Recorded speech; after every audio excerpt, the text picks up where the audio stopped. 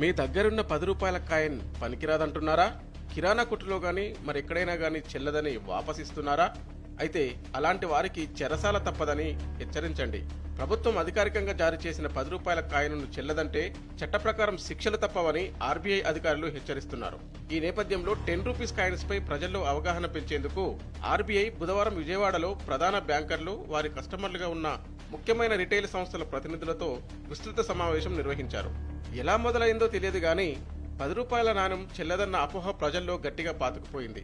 దుష్ప్రచారాన్ని తిప్పుకొట్టేందుకు కొన్నేళ్లుగా ఆర్బీఐ పలు రకాలుగా అవగాహన కల్పిస్తూనే ఉంది. 10 రూపీస్ కాయిన్ చెల్లుతుందని స్వయంగా ఆర్బీఐ క్లారిటీ ఇచ్చినా కూడా ఫలితం లేకుండా పోయింది.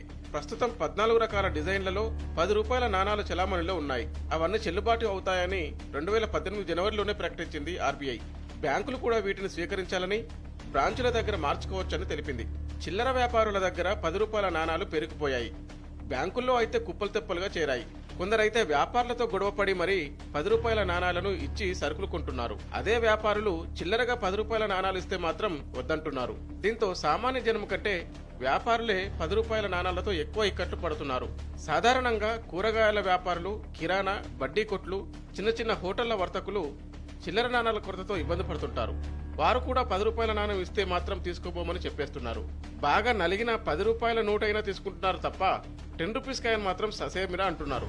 బడా మాల్స్ సిబ్బందిలోనూ 10 రూపీస్ కాయిన్స్ పై అపోహ ఉంది.